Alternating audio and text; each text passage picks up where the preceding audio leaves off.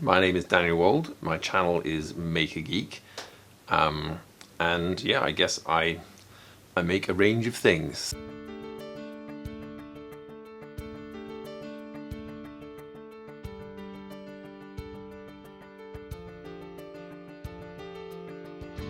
As a maker and a geek, I kind of put it right in the name, as it were.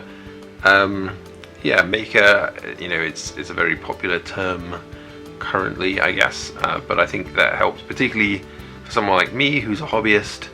I'm not making a living doing any of this stuff. I can be quite broad in all the things that I make, and I guess so you need that general term to encompass the wide variety of interests that I end up pursuing at any given time. So yeah, definitely a maker.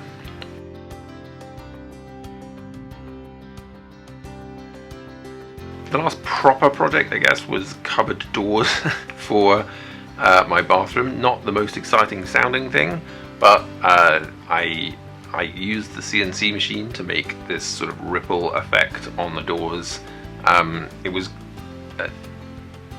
I ended up regretting it a little bit.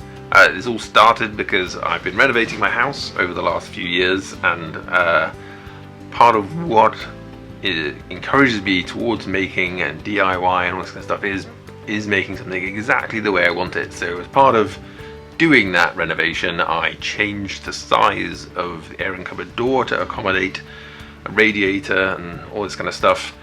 And then I sort of forced myself into, well, now I have to make a custom door. And it's like, well, if you're gonna make a custom door, you might as well make it interesting.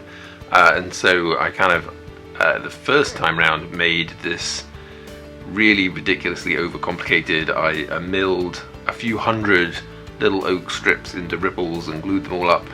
I quite liked the effect in the end, but it took a ridiculous amount of time. And then, of course, I had made a basin unit, and I needed to put doors on that, and so I ended up doing those. So that was the more recent thing. They took less time than the main door because I glued them all up as a block and CNC'd it all in one go, but they were still like 8 or 9 hours of CNC per door, plus sanding and finishing and such like. So that was a bit of an epic, but it kind of worked out okay. Well, that is a challenging thing to answer because I am a geek and I love all of my tools.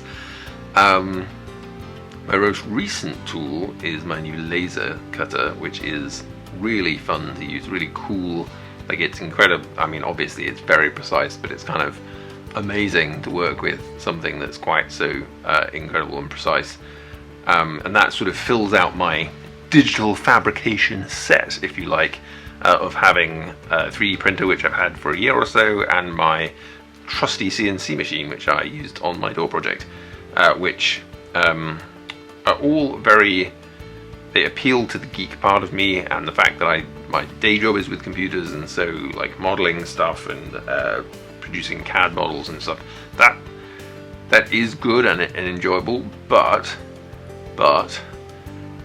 part of the workshop thing for me is supposed to be an escape from spending my life in front of a computer. And so I think actually I would probably pick something like my welder as like my favorite tool, because it's a very visceral thing that you can do. It's very exciting, lots of sparks, and you can make things really quickly that are super strong. It's sort of a magical tool to use. I mean, people refer to them as like a hot glue gun for metal, but it's like, it's even better than that. You can stick two pieces of metal together and grind them down and make it so that it looks like it has never been two different pieces of metal. It's an extraordinary thing, and if you haven't had a chance to use a welder, I really recommend it to anyone. Have a go, because it really is quite amazing to use.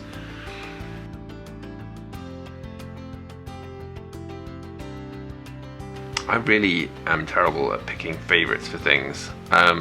Recently I made these series of blocks. I have a couple here, which I was really into. They're quite hard to describe though, so maybe that's part of what makes them my favorites. That like they're really difficult to put on social media or on a 2D medium because they're built to be tactile. So it's like this is one of them. It's predominantly solid. I don't know if you can hear. I put a loose weight inside, so it's a cast block, but I put a loose weight inside, and so as you move it around, like weight shifts and there's like the sound, and it's heavy and tactile, and it's quite pleasant to feel.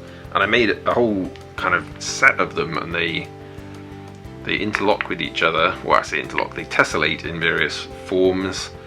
This one has a different coloured core, which I then carved through to get to, and it's also heavy and interesting. And then I made a hollow one, so I kind of really got into making these. I don't know if that's going to focus properly, but so this one is hollow, and then I pierced into it, and I just have them on my desk at work normally and sort of fiddle with whilst I'm thinking.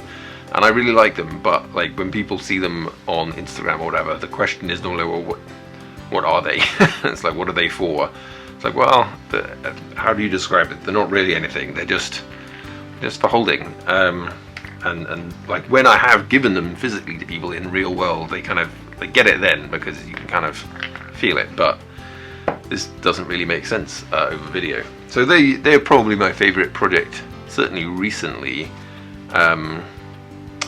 But I'm trying to see, I'm aware of recency bias, so thinking further back, probably I made a fire guard for our log burner, and it was a welding project, which was good, made out of just like 6mm bar stock, but I designed it to match the light fittings in that room.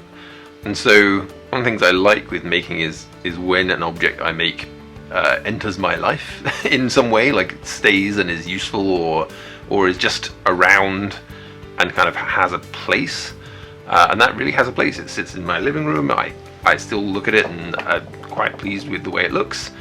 So yeah, it's probably longer term, probably one of my favorite projects. It came out well. It's the sort of thing that people who don't care at all about YouTube or making or whatever will look at and go, oh, I understand that, and it looks good. So that was very pleasing. I mean, part of the tool obsession is this like need to want to keep learning different things and to be able to use them and make different stuff. So that's kind of a never-ending list. But probably TIG welding. Like, I love my MIG welder, and as I said, it's a magical process. But like when I see people TIG welding in their YouTube channels and kind of how delicate you can be with it, as well as make quite robust things like that, it appeals to me. Something about the precision and what you can do with that really does seem like it could be quite fun to use. I just can't really justify it at the moment, buying yet another tool. I mean, that's always the challenge. I don't really have a product in mind, but again, it's one of those, like, I would love to have a go and see what comes of it. Anyway, thank you very much for featuring me on Makers Monday. I really appreciate the chance to answer some questions and try and think about how I would answer some of these things, because I don't often think about favorites. If anyone wants to try and find me, hopefully it's fairly obvious.